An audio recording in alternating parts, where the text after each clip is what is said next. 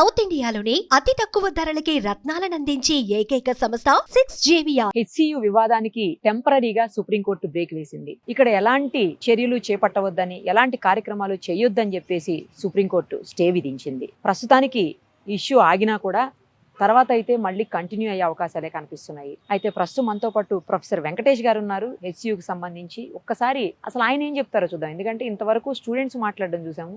ఒక ప్రొఫెసర్గా చాలా సంవత్సరాలుగా ఈ యూనివర్సిటీతో ఆయనకు అనుబంధం ఉంది. ఆయన ఏం చెప్తారో చూద్దాం. సార్ నమస్తే అండి. నమస్కారం అండి. సార్ ఎట్లా చూస్తారు మీరు దాన్ని? అంటే ఇది ప్రభుత్వ భూమి అనేది అయితే మీరు కూడా ఒప్పుకుంటారా, లేకపోతే స్టూడెంట్స్తో పాటు మీరు కూడా ఇది ప్రభుత్వ భూమి కాదు అనే చెప్పదలుచుకున్నారా? అసలు మీ స్టాండ్ ఏంటి సార్ ప్రొఫెసర్గా?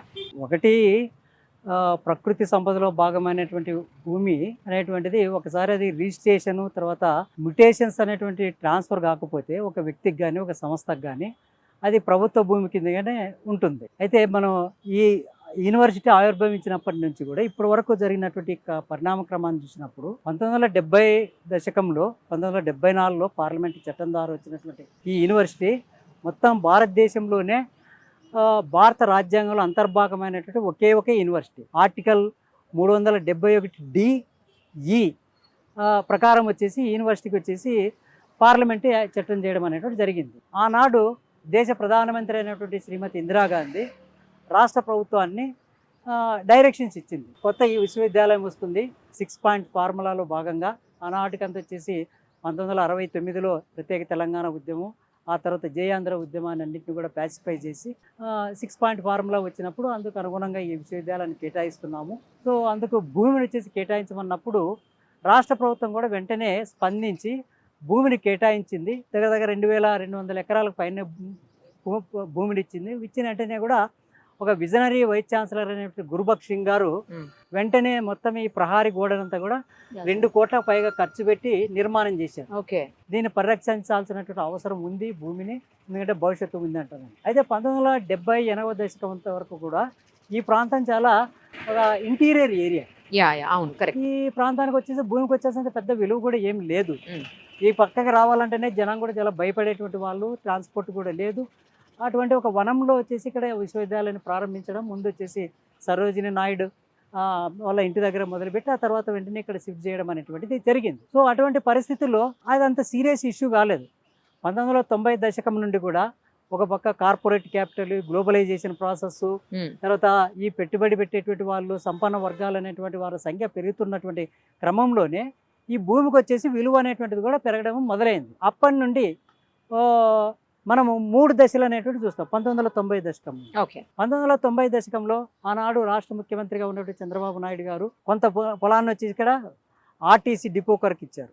మళ్ళీ కొంత అక్కడ వచ్చేసి స్టేడియం కొరకు కొంత ఇచ్చేశారు. అంటే ఆనాడు వచ్చేసి పబ్లిక్ యుటిలిటీ, ప్రజా ప్రయోజనం కొరకు వచ్చేసి మొదటి దశలో ఉండేది. రెండోది వచ్చేసి కొంత పబ్లిక్ ప్రైవేట్ పార్ట్నర్షిప్లో కొన్ని ప్రైవేట్ రీసెర్చ్ సంస్థలు వస్తే వాళ్ళని కూడా వచ్చి పార్ట్నర్షిప్తో ఇచ్చేసారు. ఇవాళ 3వ స్టేజ్ వచ్చేసి ఈ ఆక్షన్ అనేటువంటిది మొదలైంది. అయితే ఈ ఆక్షన్ అనేటువంటి మొదలవడం వల్ల కూడా ఇంత పెద్ద ఎత్తున వచ్చేసి విద్యార్థులు కానీ, టీచింగ్ ఫ్యాకల్టీ కానీ, నాన్ టీచింగ్ వాళ్ళు కూడా స్పందించడం అనేటువంటిది జరుగుతూ ఉంది. కరోనా సందర్భంలో 2002లో కూడా ఆ సందర్భంలో కూడా మేము ఎడ్యుకేషన్ అనేటువంటిది చేసాము. అప్పుడు కూడా అక్కడ ఏదో కబ్జా జరుగుతుందా అనేసరికి మేమంతా కూడా ఎడ్యుకేషన్ చేస్తే మనకు కొంచెం లీగల్గా వెళ్ళిపోయి డిస్ప్యూట్ వచ్చేసి అవంతా కొంత తాత్కాలికంగా ఆగిపోయింది. ఇప్పుడు రాష్ట్ర ప్రభుత్వం వచ్చేసి ముందు యాక్షన్ చేస్తామంటే వచ్చినప్పుడు ఇది వచ్చేసి వాళ్ళు వచ్చేసి ప్రపంచ స్థాయి విశ్వవిద్యాలయం. నిన్నే కేంద్ర విద్యాశాఖ మంత్రి వారు రాసినటువంటి ఉత్తరంలో కూడా టాప్ 20 యూనివర్సిటీల్లో హైదరాబాద్ కేంద్రీయ విశ్వవిద్యాలయం ఉంది. దాన్ని ఒక అంతర్జాతీయ స్థాయి విశ్వవిద్యాలయం తీర్చిదిద్దాలి, అందుకొరకు వచ్చేసి కేంద్ర ప్రభుత్వం అన్ని రకాల ఎఫర్ట్స్ కూడా చేస్తూ ఉన్నామంటుందని కూడా చాలా స్పష్టంగా చెప్పింది. ఇక్కడ వచ్చేసి మనకు విద్యార్థులు కూడా కాశ్మీర్ నుంచి కన్యాకుమారి వరకు చదువుకుంటున్నారు. గుజరాత్ నుండి ఈశాన్య భారతదేశం నుండి ఉన్నారు. అట్లాగే విదేశాల నుంచి కూడా విద్యార్థులు ఇక్కడికి వస్తున్నారు. ఇక్కడ విద్యార్థులు కూడా విదేశాలకు వెళ్తూ ఉన్నారు. సో ఇంత ప్రాధాన్యత కలిగినటువంటి విశ్వవిద్యాలయానికి వచ్చేసి జాతీయ అంతర్జాతీయ సంస్థల నుంచి కూడా ఇక్కడ ఇన్ఫ్రాస్ట్రక్చర్ డెవలప్మెంట్ చేసుకోవడానికి వచ్చేసి నిధులు అనేటువంటివి వస్తున్నాయి. కేంద్ర ప్రభుత్వం వచ్చేసి IOE కింద వచ్చేసి 1000 కోట్లు ఇచ్చింది. అలాగే అంతర్జాతీయ ప్రాజెక్టులు వస్తున్నాయి. వాటన్నిటికి వచ్చేసి ఇక్కడ వచ్చేసి ఇన్ఫ్రాస్ట్రక్చర్ అనేటిది, క్లాస్ రూములు కావాలి, ల్యాబొరేటరీస్ కావాలి, ఎక్స్పెరిమెంట్స్ కొరకు వచ్చేసి ఫీల్డ్ ఎక్స్పెరిమెంట్స్ కొరకు వచ్చేసి అందుకు భూమి కావాలి. మన ప్రపంచంలో ఉన్నటువంటి ఏ విశ్వవిద్యాలయాన్ని తీసుకోండి, హార్వర్డ్ యూనివర్సిటీ కావచ్చు, కేంబ్రిడ్జ్ యూనివర్సిటీ కావచ్చు, సుసెక్స్ యూనివర్సిటీ కావచ్చు, అవి కొన్ని వందల సంవత్సరాల పాటు డెవలప్ అయినటువంటి విశ్వవిద్యాలయాలు. వాటికి ఇచ్చినటువంటి స్థలంలో, పొలాల్లో, భూమిలో ఎక్కడ కూడా ఎవరు కూడా ప్రైవేటు వ్యక్తులనే జోక్యం కల్పించుకొని భూమిని ఆక్రమించేటువంటి ప్రయత్నం చేయలేదు. అది ప్రైవేటు వ్యక్తులు కానీ ప్రభుత్వం కానీ చేయలేదు. ఎందుకంటే ఆ యూనివర్సిటీ యొక్క ప్రాధాన్యతను గుర్తించి వాళ్ళు ఇంకా దాన్ని అభివృద్ధి చేసేందుకు ఇంకేమేమి కావాలనో వాటిని వచ్చేసి వాళ్ళందరూ కూడా కలగజేస్తున్నారు. అట్లాగే ఇక్కడ మా భారతదేశంలో కేంద్ర ప్రభుత్వం పక్క ఇస్తూ ఉంది, రాష్ట్ర ప్రభుత్వం కూడా సహకారం ఇస్తూనే ఉంది. కానీ ఈ మధ్య వచ్చేసి ఆ పొలం ఉందంటని చెప్పి, భూమి ఉందంటని చెప్పి దాన్ని వేలం వేయడం అనేటువంటిది ముఖ్యంగా పెద్ద పెద్ద మేధావులందరూ కూడా వ్యతిరేకిస్తున్నారు. ప్రొఫెసర్ గోపాల్ లాంటి వాళ్ళు మొట్టమొదటిగా వాళ్ళు రాశారు, స్టూడెంట్స్ ఎడ్యుకేషన్ చేశారు. తర్వాత పబ్లిక్ ఇంటలెక్చువల్స్ ఇందుకు ఈ మూమెంట్కి సాలిడారిటీ ప్రకటిస్తున్నారు. సివిల్ సొసైటీ ముందుకు వచ్చింది. వేరే విశ్వవిద్యాలయాల్లో ఉన్న చదువుకుంటున్నట్టు విద్యార్థులు వచ్చారు, ఫ్యాకల్టీ వచ్చారు. అట్లాగే మీడియా చాలా పెద్ద ఎత్తున వచ్చేసి ఈ ఎడ్యుకేషన్కి వచ్చేసి కాంట్రిబ్యూషన్ చేస్తూ ఉన్నారు. అట్లాగే జ్యుడిషియరీ వాళ్ళ పాజిటివ్గా రెస్పాండ్ అవుతుంది. ఇంతకుముందు ఇక్కడ చదువుకొని బయటికి వెళ్ళిపోయినటువంటి అల్యూమినియం అసోసియేషన్ వాళ్ళు కూడా వీడియోలు తీసి వాళ్ళు పంపిస్తూ ఉన్నారు. ముఖ్యమంత్రి గారికి అప్పీల్ చేస్తున్నారు. ముఖ్యమంత్రి గారు 400 ఎకరాలు దాన్ని వదిలిపెట్టండి, మా పిల్లల చదువు కోసం, మా పిల్లల భవిష్యత్తు కోసము మేము మిమ్మల్ని విజ్ఞప్తి చేస్తున్నాము. తెలంగాణ రాష్ట్రంలో కొన్ని వేల లక్షల బీడు పొలాలు అనేవి ఉన్నాయి, వాటిల్లో మీరు నిర్మాణం చేయడానికి కావాల్సి ఉంటుందని కూడా అది కూడా కోరుకుంటూ ఉన్నటువంటి వాళ్ళ సందర్భం ఉంది. సో వీటన్నిటి ఫలితంగా ఇక్కడ వచ్చేసి విద్యార్థులు వచ్చేసి ఒక కాంక్రీట్ యాక్షన్ ప్లాన్తో దాన్ని అంతా కూడా university of Hyderabad teacher association కూడా మద్దతు ఇస్తుంది. అంతా కూడా వచ్చేసి ర్యాలీ చేశాం, మీడియా ముందు కూడా వచ్చి మాట్లాడాం. తర్వాత రాష్ట్ర ప్రభుత్వం కూడా ఒత్తిడి చేస్తూ ఉన్నారు. అట్లాగే జ్యుడిషియరీలో కూడా ఫైల్ చేస్తున్నారు, పబ్లిక్ ఇంట్రెస్ట్ లిటిగేషన్ కేసు కింద కూడా. ఇవన్నీ యాక్టివిటీస్ అనేటువంటిది జరుగుతూ ఉన్నాయి. మేము కోరుకుంటున్నది ఏంటంటే విద్యార్థుల భవిష్యత్తు. ఇవాళ నేను ఒక యూనివర్సిటీ ప్రొఫెసర్గా కొద్దిగా రిటైర్మెంట్ అయిపోయిన తర్వాత నేను వెళ్ళిపోతున్నాను. చదువుకున్న తర్వాత ఇప్పుడు చదువుతున్నటువంటి విద్యార్థులు చదువుకున్న తర్వాత డిగ్రీ చేతికి వచ్చిన తర్వాత వాళ్ళు బయటికి వెళ్ళిపోతున్నారు. దీన్ని ఎందుకు కానీ ఇంతమంది చేస్తున్నారు, ఇంతమంది ఎందుకు కానీ తమ సానుభూతిని, సహానుభూతిని ప్రకటిస్తున్నారు భవిష్యత్తు తరాల వాళ్ళకు వచ్చేసి ఇది ఒక అత్యున్నతమైనటువంటి విద్యా సంస్థ కావాలి. 1970 దశకంలోనే తెలంగాణ రాష్ట్ర ప్రజలు వచ్చేసి ఈ భూమిని వచ్చేసి ఒక గిఫ్ట్గా ఇచ్చారు, ఒక గిఫ్ట్ టు ద నేషన్. ఇంత పెద్ద యూనివర్సిటీ రావాలంటే ముందు చూపుతో ఇచ్చారు కాబట్టి దాన్ని ముందు కొనసాగించేందుకు కేంద్ర రాష్ట్ర ప్రభుత్వాలపైన ఒత్తిడి తీసుకొచ్చి దీన్ని భవిష్యత్ తరాల క్షేమం కొరకు, దాంతోపాటు భారతదేశంలో కూడా ఒక అత్యున్నతమైన ప్రపంచ స్థాయి పేరు ప్రతిష్టలు ఉన్నటువంటి మళ్ళీ ఒక హార్వర్డ్ యూనివర్సిటీ, ఒక కేంబ్రిడ్జ్ యూనివర్సిటీ, మళ్ళీ ఆక్స్ఫర్డ్ యూనివర్సిటీ లాగా పేరు ప్రఖ్యాతులు రావాలి. ఇక్కడ ఉన్నటువంటి చదువుకున్నటువంటి వాళ్ళు కూడా పెద్ద పెద్ద శాస్త్రవేత్తలు కావాలి, ప్రభుత్వ అధికారులు కావాలి, తర్వాత వచ్చేసి పాలిటీషియన్స్ కావాలి. అందుకని ఆ ఉద్దేశంతో వచ్చేసి విద్యార్థులంతా కూడా గాంధీయన్ పద్ధతిలో చాలా పీస్ఫుల్గా ప్రొటెస్ట్ చేస్తున్నారు. ఎక్కడ కూడా వాళ్ళు ఏ చిన్న ఇన్సిడెంట్ కూడా స్టూడెంట్స్ నుంచి కూడా వచ్చినట్టు. మీకు ఎన్ని దశాబ్దాల అనుబంధం ఉంది సార్ ఇక్కడ? నేను 1991-93లో ఢిల్లీలోని జవహర్లాల్ నెహ్రూ యూనివర్సిటీలో ఎంఏ చేసిన తర్వాత నేను అప్పుడు ఇక్కడ ఎంఫిల్ ఇక్కడనే చేశాను. ప్రొఫెసర్ శాంతా సిన్హా గారి దగ్గర పొలిటికల్ సైన్స్ డిపార్ట్మెంట్లో చేశాను. తర్వాత పిహెచ్డీ వచ్చేసి ప్రొఫెసర్ హరగోపాల్ గారి దగ్గర చేశాను. 2004లో నాకు పిహెచ్డీ అవార్డు అయింది. ఆ తర్వాత National Institute of Rural Development పంచాయతీరాజ్లో కొంతకాలం పనిచేశాను. అలాగే Society for Elimination of Rural పావర్టీలో కూడా అక్కడ పనిచేశాను. ఆ తర్వాత ఇదే యూనివర్సిటీలో వచ్చేసి నేను చదువుకున్న డిపార్ట్మెంట్లోనే నాకు ఫ్యాకల్టీగా జాయిన్ అయ్యి 2011 నుంచి ఇప్పటి వరకు కూడా నేను ఫ్యాకల్టీగా వర్క్ చేస్తాను. దశాబ్దం పైనే ఉంది, దశాబ్దానికి పైనే. ఆ రోజుల్లో కూడా 1990 దశకంలో కూడా ఉన్నటువంటి ఉద్యమాల్లో కూడా చాలా జేఎన్యూలో కానీ ఇక్కడ కానీ చాలా అంటే అనుబంధం వచ్చేసరికి చాలా దశాబ్దాలు ఉంది. బట్ ప్రొఫెసర్గా అయితే దశాబ్దం పైన ఉన్నదండి. This is one of the finest university. స్టూడెంట్స్కి వచ్చి చదువుకోవడానికి పూర్తి స్వేచ్ఛ అనేటువంటి ఉంటుంది. ఫ్యాకల్టీ మెంబర్స్ కూడా చాలా ఫ్లెక్సిబుల్గా ఉంటారు, ఎప్పుడు కూడా యాక్సెసిబిలిటీ ఉంటారు. ఏ రకంగానే వచ్చేసి ఇక్కడ వాళ్ళని ఎప్పుడు కూడా స్టూడెంట్స్ని వచ్చి అట్టు చేసేటువంటి ప్రసక్తి ఎట్టి పరిస్థితుల్లో కూడా ఉండదు. చాలా పొలైట్గా, ఫ్రెండ్లీగా. కానీ సార్ ఇది ఒక సైడ్కు ఉన్నటువంటి 400 ఎకరాలు అది ప్రభుత్వ భూమే, దాన్నే యూజ్ చేసుకుంటున్నారు. మీరు వేరే వైపుకున్నారు కదా, యాక్చువల్లీ మీకు దాన్ని కాంపన్సేట్ చేస్తూ ఆ 400 acres కాంపన్సేట్ చేస్తూ వేరే దగ్గర కూడా ఇచ్చాము అని చెప్పేసి వాళ్ళు ఎవిడెన్స్లతో సహా చూపిస్తూ ఉన్నారు. మీరే ఒప్పుకున్నారని అప్పట్లో, అంటే మీరంటే what I mean management, university management ఒప్పుకున్నారు. ఇప్పుడు ఎందుకు సడన్గా వాళ్ళు కూడా అంటే ప్రజల కోసమే దాన్ని యూజ్ చేస్తాము, ఏదో రకంగా ప్రజల డెవలప్మెంట్ కోసమే అని చెప్పేసి వాళ్ళు చెప్తున్నప్పుడు మీరు అడ్డుకోవటం అనేది కరెక్ట్ కాదు అని వాళ్ళు మాట్లాడుతున్నారు. అది వాస్తవం కాదండి. ఇప్పుడు ప్రజల కోసం అంటే ఏ సెక్టార్ కొరకు చేస్తున్నారు? ప్రైవేట్ రంగానికి వచ్చేసి ఇవ్వాలనేటువంటిది ఐటీ కంపెనీలు కానీ, మరి ఇప్పుడు రేపు పొద్దున ఇక్కడ చదివిన వాళ్ళకి ఐటీ ఉద్యోగాలు అందులోనే వస్తాయేమో కదా సార్? ఐటీ ఉద్యోగాలకు కావాల్సినంత ల్యాండ్ చాలా బయట ఉంది, చాలా చోట్ల ఉంది. ఇక్కడ ఒకటి వచ్చేసి దీన్ని ఏమంటారు, లంగ్ స్పేస్ అంటారని చెప్తున్నారు. ఎప్పుడు కూడా మనకి సిటీకి ఇక్కడికి వచ్చేసి 3-4 డిగ్రీ టెంపరేచర్ అనేది తక్కువ ఉంటుంది. Okay. ప్రశాంతమైన ఫ్రెష్ ఎన్వైరన్మెంట్, ఆక్సిజన్ అనేటువంటిది ఉంటుంది.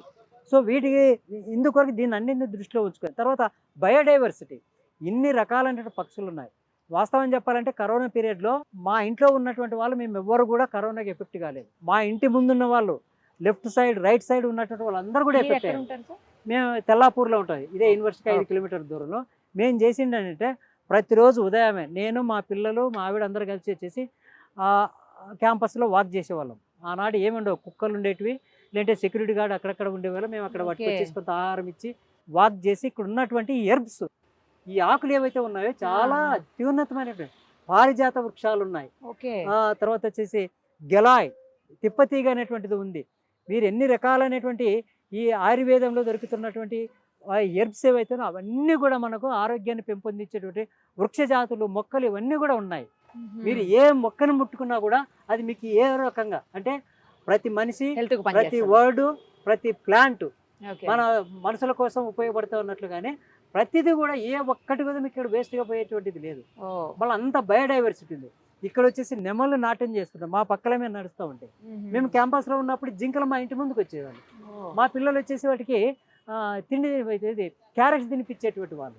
ఇంటి పక్కల నుంచే పాములు వెళ్ళిపోయేటివి. పాములు ఎన్ని రకాల పాములు వృక్ష ఉండేటివి, అవన్నీ కూడా ఎక్స్టింక్ట్ అయిపోతున్నాయి. అవి ఎవరిని కూడా కాటేసినటువంటి సందర్భంలో ఏమో ఓకే. కనిపించట్లేదు. ఆ తర్వాత వచ్చేసి ఇంకా జింకలు, ఎన్ని రకాలైనటువంటి ఇవి దుప్పిలు, ఆ తర్వాత వచ్చే పాండ్స్లో వచ్చేసి ఎన్ని రకాలైనటువంటి చేపలు, ఆ తర్వాత వచ్చేసి ఈ ఫ్రాగ్స్, తర్వాత వచ్చేసి టార్టాయిస్, ఓకే. ఇన్ని రకాలైనటువంటి జీవ వైవిధ్యం కలిగినటువంటి చోటనే చేయాల్సినటువంటి అవసరం ఏముంది? ఇప్పుడు ఇవాళ ఇంత జీవ వైవిధ్యాన్ని దీన్ని మొత్తం అంతా కూడా కట్ చేసిన తర్వాత నెక్స్ట్ ఏం జరగబోతుంది? పెద్ద పెద్ద బిల్డింగ్స్. దీని చుట్టూ కూడా పడి యూనివర్సిటీ స్పేస్ ఎందుకు అడితే దిస్ ఏ వయాసిస్, ఎడారిలో ఒక వయాసిస్ లాంటిది. చుట్టూ పెద్ద పెద్ద బిల్డింగ్స్ ఉన్న కార్పొరేట్, రియల్ ఎస్టేట్, ఐటీ కంపెనీలు అన్నీ కూడా వచ్చేసాయి. ఇక్కడ కాంక్రీట్ జంగిల్ లాగా అయిపోయింది. కాంక్రీట్ జంగిల్ అయిపోయింది. న్యాచురల్ జంగిల్ అనేటువంటిది ఈ విధంగా ఉండని మీరు వచ్చేసి డ్రోన్లోనో లేదంటే గూగుల్ మ్యాప్లోనో చూసినప్పుడు, పైన చూసినప్పుడు ఇది ఎంత బ్యూటిఫుల్గా కనపడుతుంది. ఇది ఓకే. హైదరాబాద్ సిటీలో వచ్చేసి చాలా డెవలప్మెంట్స్ అనేటువంటి జరుగుతున్నాయి. యా. దానికి వచ్చేసి ఇది ఒక అందాన్ని యాడ్ చేస్తుంది హైదరాబాద్ నగరానికి. తెలంగాణ ప్రజలకు వచ్చేసి గర్వకారణంగా చెప్పుకునేటువంటి అంతర్జాతీయ సంస్థ ఒకటి ఉందంటానని చెప్పుకోవడానికి, ప్రతి ఒక్కరు ఇక్కడ చదువుకున్నామంటే మేము ఎంతో గొప్పగా ఫీల్ అవుతామంటానని. అందుకని ఇవాళ ఎందుకు కానీ ఇక్కడ ఇప్పుడు ఉన్నటువంటి స్టూడెంట్స్ ఒక్కరే కాదు, ఓకే. మీరు ఆ రెస్పాన్స్ చూస్తుంటే వాళ్ళ తల్లిదండ్రులు కానీ, ఏమి సంబంధం లేనటువంటి బయట వాళ్ళు కానీ, ఎంతోమంది టీవీ యాంకర్లు కూడా చూసాం, వాళ్ళు వీడియోలు తీసి ఆ పక్షుల్ని కాపాడండి, అక్కడ ఉన్నటువంటి జింకలు ఉన్నాయి, పిల్లలు ఉన్నారు, వాటన్ని కాపాడండి అంటే ఫీల్ అవుతున్నారు. అంటే ఇది touching their heart. Entire country is watching the university of Hyderabad. ఒక భారతదేశంలో కాదు, ప్రపంచవ్యాప్తంగా కూడా ఇది వ్యాప్తి చెందింది. కాబట్టి దీన్ని వచ్చేసి వాళ్ళు అక్కడ ఉన్నటువంటి ప్రతి ఒక్కరు కూడా దీని గురించి ఆలోచిస్తూ ఉన్నారు. ఈ విశ్వవిద్యాలయానికి అక్కడ ఉన్నటువంటి పొలాన్ని, భూమిని రాష్ట్ర ప్రభుత్వము వాలంటరీగా, స్వచ్ఛందంగా ఇచ్చేసి తన ఒక గొప్ప సామాజిక బాధ్యతను చాటుకోవాలంటున్నటువంటి ఫీలింగ్ ప్రతి ఒక్కరిలో ఉంది.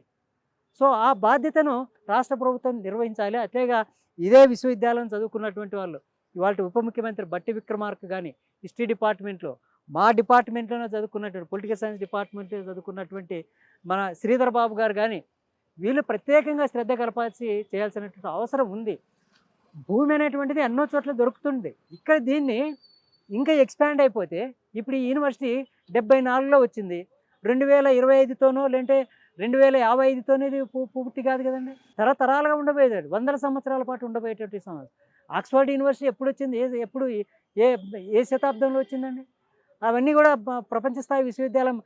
అక్కడ దేశానికి ప్రధానమంత్రులైన వాళ్ళు, రాష్ట్రపతులు అయినటువంటి వాళ్ళు, అనేక దేశాల వాళ్ళకి చదువుకొని ఆ దేశాలను వచ్చేసి అభివృద్ధి ముఖము, తర్వాత వచ్చేసి ప్రజాస్వామిక రాజకీయాల వైపు నడిపించినటువంటి గొప్ప గొప్ప ఆలోచన పరులను, మేధావులను ప్రొడ్యూస్ చేసింది విశ్వవిద్యాలయాలు కదా. University is a industry for producing of the knowledge. Social relations, human relations ఎలా ఉండాలి, సోషల్ డెవలప్మెంట్, హ్యూమన్ డెవలప్మెంట్ ఎలా ఉండాలి, అది ఎలా పంపిణీ జరగాలి ప్రజల మధ్య అంటానని చెప్పడానికి కదా యూనివర్సిటీస్ అనేటువంటిది ఉన్నది. సో అంత గొప్ప మాత్రమైనటువంటి బాధ్యతను నిర్వహిస్తుంది. కాబట్టి రాష్ట్ర ప్రభుత్వము ఇప్పుడు ఒక కమిటీ అనేటువంటి కాన్స్టిట్యూట్ Yeah, చేశారు. అదొక పాజిటివ్ రెస్పాన్సే. ఆ కమిటీ ద్వారా వచ్చేసి ఎంత సాధ్యమైనంత వరకు అంత వీలైతే ఆ భూమిని వచ్చేసి విశ్వవిద్యాలయానికి స్వచ్ఛందంగా ఇచ్చి తన పేరు ప్రతిష్టలను నిలబెట్టుకోగలిగితే ఈ విశ్వవిద్యాలయం ఉన్నంత కాలము తెలంగాణ రాష్ట్ర ప్రభుత్వం పేరు ప్రతిష్టలు ఉంటాయి. ఇవాళ అంబేద్కర్ సెక్రటేరియట్ అంటే ఎందుకు కానీ పేరు పెట్టాల్సి వచ్చింది? ఆయన ఒకటి రాజ్యాంగ రచన సందర్భంలో చిన్న రాష్ట్రాలు ఏర్పడ్డాయన్నారు. ఇవాళ నిజాం ప్రభు వచ్చేసి ఎవరి ద్వారా బయట ప్రపంచాన్ని తెలుస్తున్నారు? డాక్టర్ బిఆర్ అంబేద్కర్ చదువుకోవడానికి కావాల్సిన ఆర్థిక సహాయాన్ని చేశారు కాబట్టి బిఆర్ అంబేద్కర్ ద్వారా నిజాం ప్రభుకి వచ్చేసి కీర్తి ప్రతిష్టలు వస్తున్నాయి. మరి ఈ విశ్వవిద్యాలయంలో ఉన్నటువంటి ఒక ప్రొఫెసర్కు, ఒక శాస్త్రవేత్తకు ఒక నోబెల్ అవార్డు, ఒక రామన్ మేగ్సెస్ ప్రొఫెసర్ శాంత సిన్హా గారికి రామన్ మేగ్సెస్ అవార్డు, పద్మశ్రీ అవార్డు వచ్చింది. మళ్ళీ అప్పుడు రామన్ మేగ్సెస్ అవార్డు వచ్చినప్పుడు ఆ క్రెడిట్ అంతా ఎక్కడ పోయింది? ప్రతి పేజీలో ఫ్రంట్ పేజీలో వచ్చేసి రాసిన హైదరాబాద్ కేంద్రీయ విశ్వవిద్యాలయంలోని రాజనీతి శాస్త్ర విభాగంలో ప్రొఫెసర్ అయినటువంటి ప్రొఫెసర్ శాంత సిన్హా గారికి రామన్ మ్యాగ్సెస్ అవార్డు అని వచ్చింది. ఇవాళ ఇక్కడ జరుగుతున్నటువంటి కెమిస్ట్రీలో కానీ, ఫిజిక్స్లో కానీ, తర్వాత వచ్చి ఎనిమల్ బయోటెక్నాలజీలో వీటన్ని జరుగుతున్న పరిశోధనలో వాళ్ళు ఎంత ఓప్స్తో ఉన్నారంటే ఈ సీనియర్ ప్రొఫెసర్స్ ఏదో ఒక రోజు ఈ విశ్వవిద్యాలయానికి కూడా నోబెల్ అవార్డు వస్తుంది అనేటువంటి ఓప్స్ ఉన్నారు. మళ్ళీ ఆ నోబెల్ అవార్డు వచ్చినప్పుడు మళ్ళీ ఆ క్రెడిట్ అంతా కూడా ఇక్కడ భూమి ఇచ్చినటువంటి వాళ్ళకు, ఈ ఇన్ఫ్రాస్ట్రక్చర్ ఇచ్చినటువంటి వాళ్ళకు, ఇంత విశ్వవిద్యాలయం డెవలప్ చేసినటువంటి వాళ్ళకు, నిధులు ఇచ్చినటువంటి వాళ్ళందరూ కూడా క్రెడిట్ పోతుంది కదా. సో అంత లార్జర్ కంటెస్ట్లో చాలా విశాల ప్రాతిపదికమైన సుస్థిరాభివృద్ధి కొరకు ఈ ప్రపంచ స్థాయి విశ్వవిద్యాలయ సంస్థను ఏర్పాటు చేసేందుకు వచ్చేసి రాష్ట్ర ప్రభుత్వము దీన్ని చాలా పాజిటివ్గా రెస్పాండ్ అయ్యి స్వచ్ఛందంగా ఆ భూమిని వచ్చేసి ఇన్ని ఎకరాల పొలమే ఇచ్చినప్పుడు ఈ 400 ఎకరాలు ఎంత అంటనని ఇవ్వగలిగితే చాలా ఒక మంచి క్రెడిట్ అనేటువంటిది రాష్ట్ర ప్రభుత్వానికి దక్కుతుంది. Thank you sir, me views అన్ని షేర్ చేసినందుకు. Thank you so much. Let us for hope the best. Suman టీవీలో మీ పర్సనల్ అండ్ బిజినెస్ ప్రమోషన్స్ కోసం కింది నెంబర్కి కాంటాక్ట్ చేయండి.